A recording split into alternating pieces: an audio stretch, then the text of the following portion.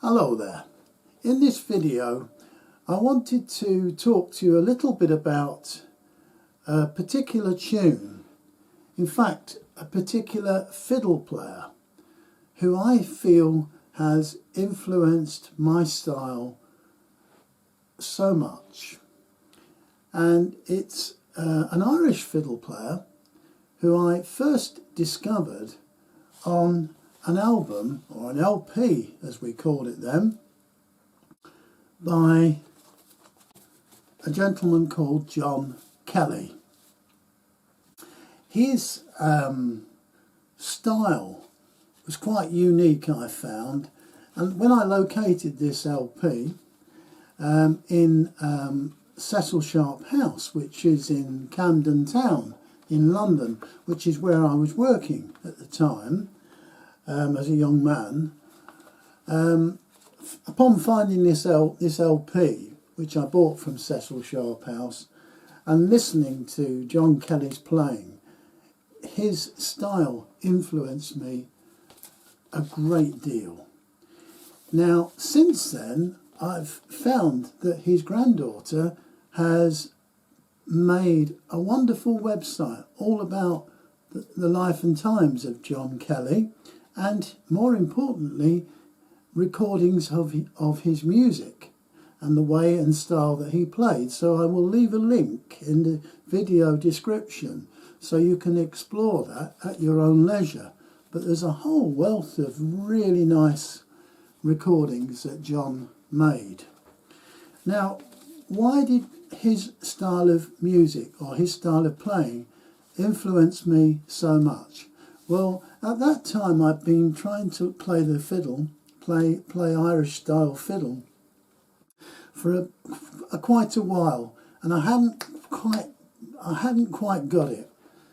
There was something lacking, and until I found his recording, it didn't really make sense. But then when I listened to the style of John playing a tune called The Humours of Carrigaholt, which is a small castle, it all kind of made sense and fell into line.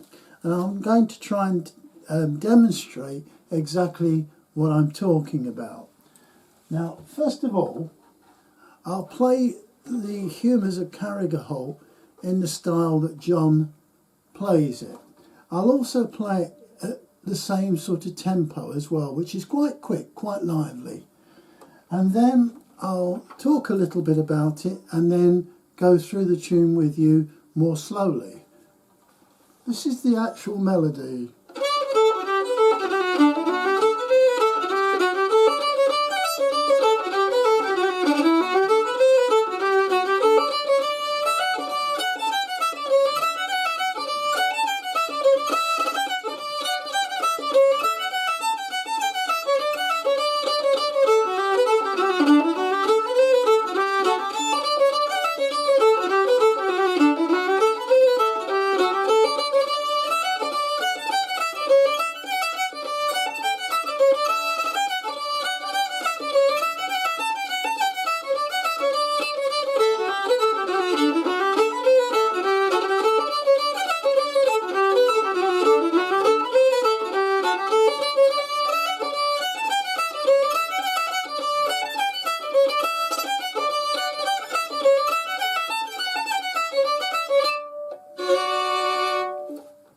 And that's pretty similar to the way that John played this tune.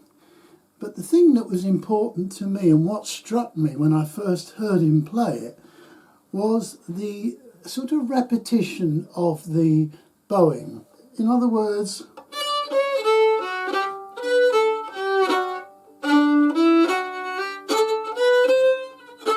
I can perhaps demonstrate it by playing the tune slightly quicker than that.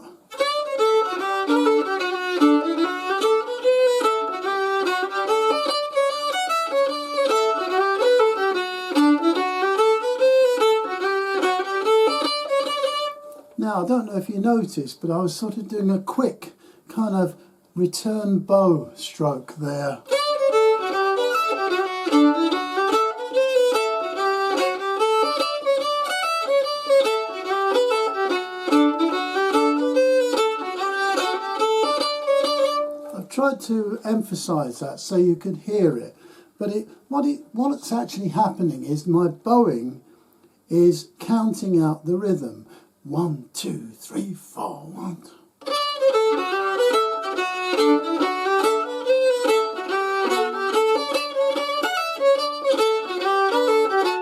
Now, until that point, I'd never really appreciated how important the bowing was to the rhythm of the tune.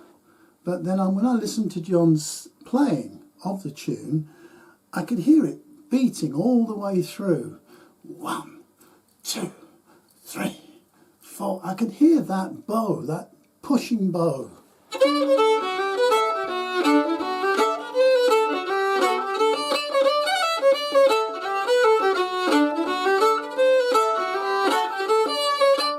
Now, it doesn't necessarily, the beat isn't necessarily held by either an up bow or a down bow. It's just that when the bow is on the beat, it really has that extra push. So rather than saying, oh, you've got to bow backwards and forwards 3 or 4 times, and then you've got to push upwards with the bow, or 3 or 4 times and push downwards with the bow, it doesn't work like that. You have to sort of count and push on the actual beat, as it were. So with this tune, it goes.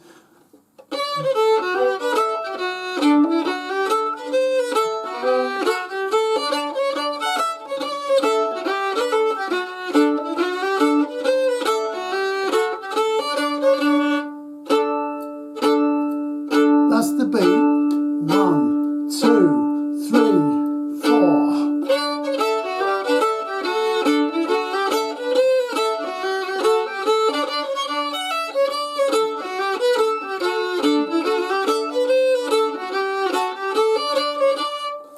So that taught me that the bowing was the key to getting the rhythm right on this style of Irish fiddle music.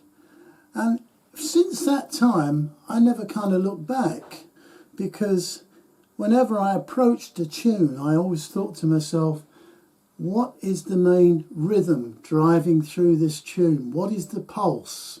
That's the term I like to use, the pulse. But you could call it the beat, I suppose. What is the beat? And once you've discovered where the beat or pulse of the tune is all the way through, you simply then, when the bow stroke is on that, matches that particular pulse, you just give it a little bit of extra drive. Now, it could be you're going up, or it could be you're going down. There is no hard and fast rule on this. I would love to say, oh yes, you need to go backwards and forwards 4 times, and then you need to pull down each time all the way through the tune. Sadly, I can't, because it doesn't work like that.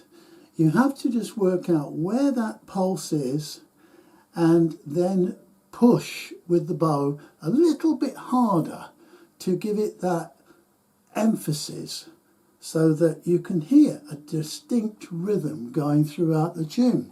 And the more you do this, the more your music will start to flow and sound rhythmical.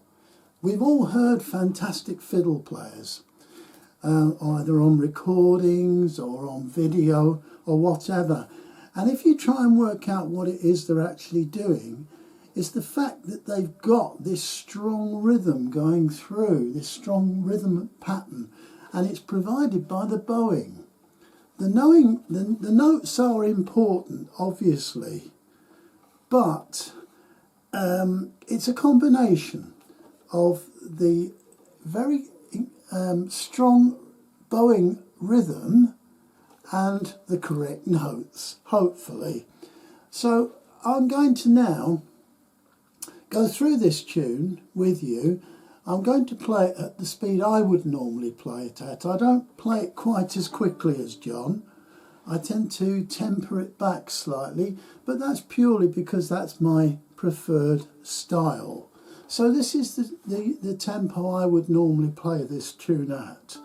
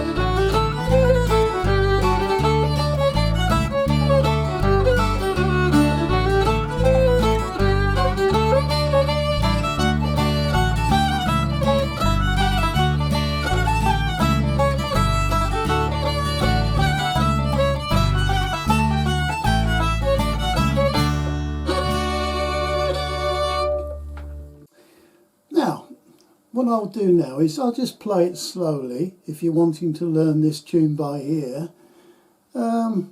Nothing too complicated really with it. It's just keeping that bowing rhythm throughout the tune. Now, I may not be able to demonstrate that if I slow this tune down so that you can learn it, but hopefully from the little performance I just gave, you'll be able to see exactly how I was using that stronger pressure on the bow to impart the pulse throughout the tune. So now I'm going to play it through slowly for anyone who wants to learn the tune by ear. I don't think we visit the G string at all. I think it starts on the A string, drops down to the D, and then perhaps visits the E string at some stage. Let's see.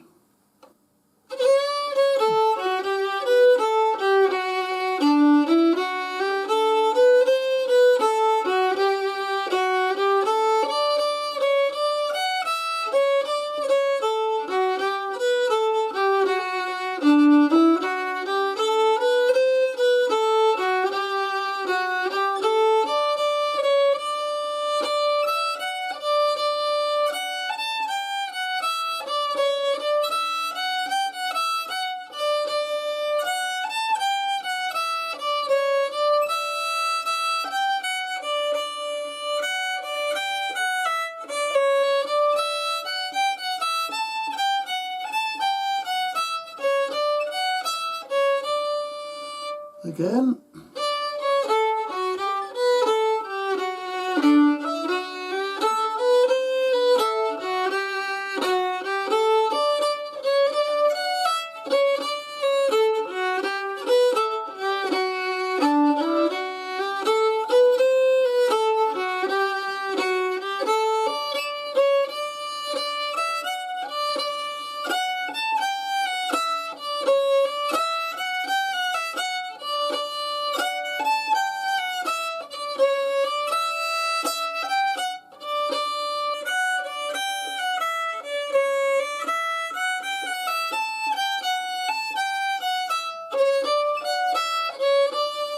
Again, slightly quicker.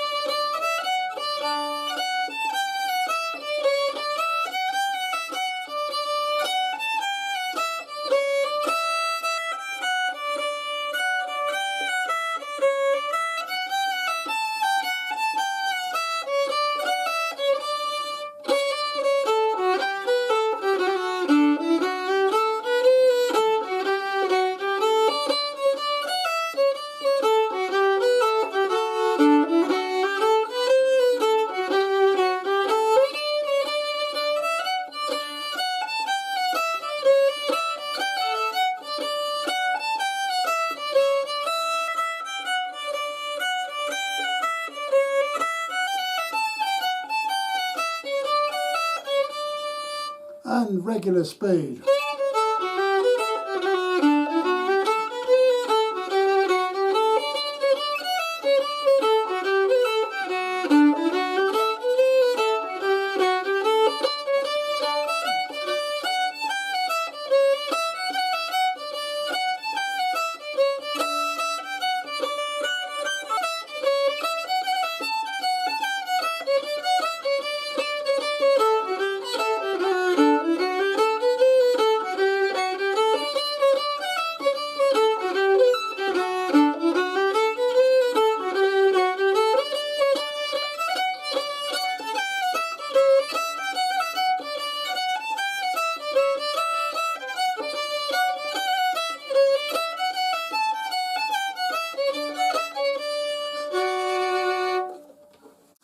The Humours of Carrigaholt, and that's a fantastic tune learnt from the playing of John Kelly, who I hope you go and look up on his website and listen to.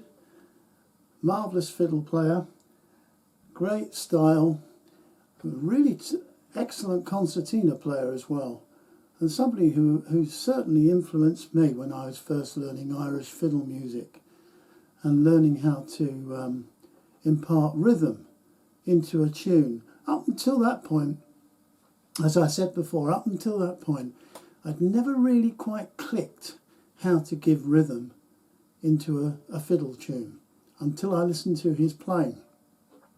And I heard him just emphasising the beat with a slight emphasis on the bowing.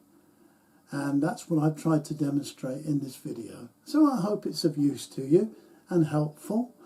And have fun with your fiddle playing. And I'll see you again soon. Bye-bye now.